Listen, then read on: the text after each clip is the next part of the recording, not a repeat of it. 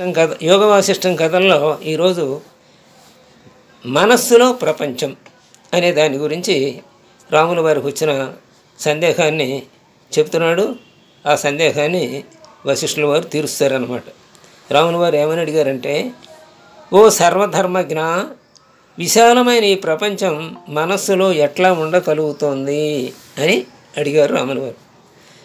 అప్పుడు వశిష్ఠుల వారు అంటున్నారు, ఓ రామ, స్థూలదేహం లేకపోయినప్పటికీ అయిందువల మనస్సులో అనేక బ్రహ్మాండాలు నిలబడినట్లు, అలాగే ఇంద్రజాలం చేత వ్యాకులమైనటువంటి లవణ మహారాజు చిత్తానికి చండాలత్వం సంభవించినట్లు, అదేవిధంగా భృగు మహర్షి పుత్రుడు శుక్రుడు ఆయన తన సూక్ష్మదేహంతో స్వర్గ సుఖాలన్నీ అనుభవించినట్లు ఈ ప్రపంచం అంతా మనస్సులోనే ఉంది అని చెప్పారు. మరి రెండు ఉదాహరణలు ఇదివరకే మనకు తెలిసినాయి. లవణ మహారాజు ఐంద్రజాలికుని దీనిలో పడిపోయి అలా సింహాసనంలోనే ఉండి అడవుల్లో ప్రయాణం చేసి ఓ చండాల స్త్రీని పెళ్లి చేసుకుని పుత్రులుగానే వాళ్ళకి తన మాంసాన్ని ఆహారంగా ఇచ్చి అక్కడ నగ్గినలో దుఃఖినట్టు, ఆ తర్వాత ఆ సింహాసనంలో ఉండి ఇదంతా అనుభవించి మామూలు స్థితికి వచ్చాడు ఆ మాయ గారడే నుంచి అని చెప్పుకున్నాం కదా. అంటే ఇదంతా దీనికి కారణం మనసే కదా. అలాగే ఐందవుల కథలు కూడా నిన్న కూడా ఒకసారి వాళ్ళ ప్రస్తావన తెచ్చుకున్నాం మనం. ఐందవుల 10 మంది కూడా తన తల్లిదండ్రులు చనిపోతే వాళ్ళకు వైరాగ్యం చెంది అప్పుడు అన్నిటికన్నా గొప్ప పదవి ఏంటంటే బ్రహ్మమే. కాబట్టి ఆ బ్రహ్మస్థితిని పొందడానికి మనము కూడా బ్రహ్మలాగానే కూర్చుని నేను బ్రహ్మను అనుకుంటూ ఆ బ్రహ్మస్థితిని పొందారు. అలా నిశ్చలంగా కూర్చుని కొన్ని వేల సంవత్సరాల తపస్సు చేసి పొందారు.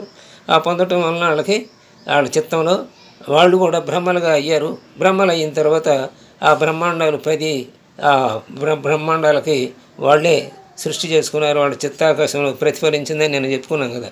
అందుకని ఆ 2 ఉదాహరణలు ఇస్తూ వశిష్ఠుల వారు ఇంకేమన్నారంటే, ఇదే విధంగా భృగు మహర్షి పుత్రుడైనటువంటి శుక్రుడు కూడా సూక్ష్మదేహంతో ఈ స్వర్గ సుఖాలన్నీ అనుభవించాడు అని.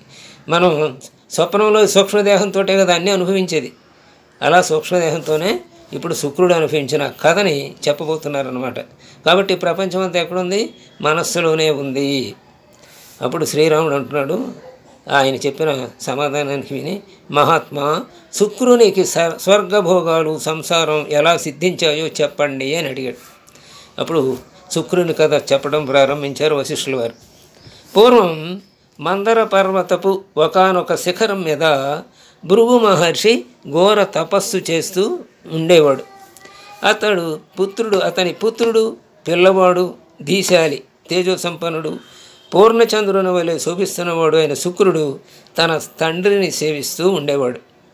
భృగువు అచంచలమైన సమాధి స్థితిలో ఉండగా శుక్రుడు దర్భశయ్యల మీద, సువర్ణ రజత వేదికల మీద, వృక్షాల నుండి వేలాడే తీగల ఉయ్యాలల మీద క్రీడిస్తూ ఉండేవాడు. అప్పుడు ఆ శుక్రుడు విశ్వామిత్రుని చేత నిర్మింపబడిన త్రిశంకులోకంలాగా విద్య అవిద్యల మధ్య స్థితిలో ఉండేవాడు. శుక్రుడు అప్సరస. ఒకానొక రోజు శుక్రుడు ఏకాంత ప్రదేశంలో స్వస్థ చిత్తంతో కూర్చుని ఉండగా ఆకాశ మార్గంలో పోతున్న ఒక అప్సరసను చూచాడు. ఆమె కూడా క్షీర సముద్రము నుండి వెలువడ్డ లక్ష్మీదేవి విష్ణువును చూచినట్లుగా శుక్రుణ్ణి చూచింది.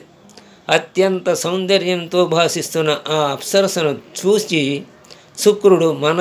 శుక్రుని మనస్సు చంద్రోదయం అప్పుడు సముద్రంలాగా క్షోభను చెందింది. అలాగే ఆమె కూడా శుక్రుణ్ణి చూచి మోహపరవశ అయ్యింది. ఓ రామా, తర్వాత ఆ శుక్రుడు కన్నులు మూసుకొని ఏకాగ్రంగా మనోరాజ్యాన్ని కల్పించుకోవటం మొదలుపెట్టాడు. ఇక మనసులోనే అన్ని ఊహలు చేస్తున్నాడు శుక్రుడు. ఇప్పుడు నిజంగా అక్కడ చూశాడు, ఇప్పుడు మనసులో ఇక భావన చేస్తున్నాడు. ఇప్పుడు ఈ లలన ఆకాశ మార్గం గుండా ఇంద్రుని స్వర్గానికి వెళుతోంది. నేను కూడా ఆమె వెంట వెళుతున్నాను. ఇక్కడ పురాణాలలో ప్రసిద్ధికెక్కిన దేవతలు ఉన్నారు. ఇరుగో వీరందరూ దేవతా స్త్రీలు. చెవులకు ఇంపైన దేవతా గీతాలు ఇవే. ఇంద్రుడు విశ్రమించే ఆకాశ గంగ తీరం ఇదే. లోకపాలకులైన యమ, అగ్ని, వాయు, వరుణ, సూర్య, చంద్రులు వీరే. ఇదిగో ఐరావతం, ఇదిగో అప్సరసలందరూ విహరించే ఇంద్రుని ఉపవనాలు. ఇవి పారిజాత వృక్ష వాయువులు, ఇది నందనవనం, ఇవి కల్పవృక్షాలు. ఈ స్వర్గాన్ని చేరిన నేను రెండవ బ్రహ్మలాగా శోభిస్తున్న ఇంద్రునికి నమస్కరిస్తున్నాను.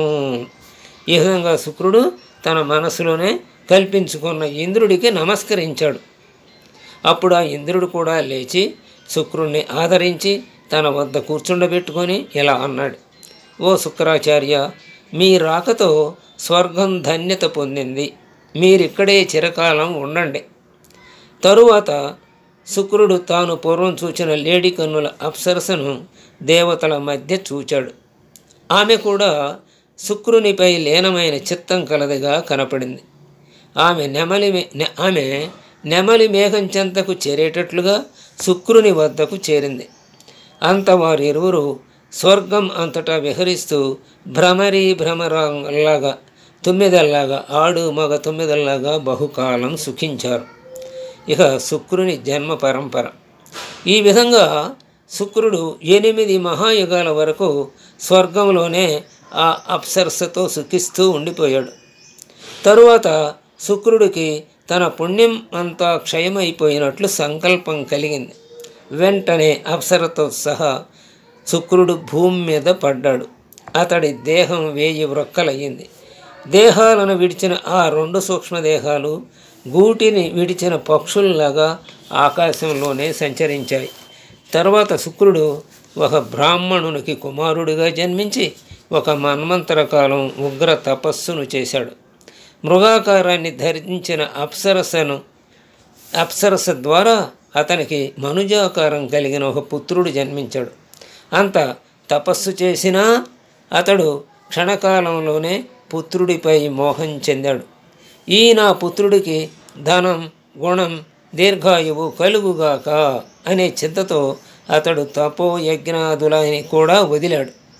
కొంతకాలానికి మృత్యువుచే మింగబడి మద్రదేశాధీశునికి పుత్రుడై జన్మించాడు. ఎవరో శుక్రుడే. కొంతకాలం రాజ్యపాలన చేసి తర్వాత తపస్వి అయ్యాడు. అనంతరం మరో జన్మ ఎత్తుతూ ఆ భార్గవుడు తన సంకల్ప మహిమ చేతనే సంసార చక్రములో పరిభ్రమించసాగాడు. ఇదంతా ఏదండి? భ్రమ. తన సంకల్ప మహిమ చేతనే సంసార చక్రంలో పరిభ్రమిస్తున్నాడన్నమాట. అప్పుడు భృగువు కోపించాడు. కాలం ప్రత్యక్షమైంది భృగు దగ్గర. ఈలోగా తండ్రి భృగువు ఎదుట ఉన్న శుక్రుడు అనబడే దేహం మూలం నరకబడిన వృక్షంలాగా భూమిపై రాలి పడిపోయింది. భృగు మహర్షి ఆశ్రమ ప్రభావం వల్ల దాన్ని జంతువులు, పక్షులు ఏమీ చేయలేదు. కానీ ఎండకు, గాలికి అది శుష్కించి శిలలపై పొర్లుతూ ఉండింది.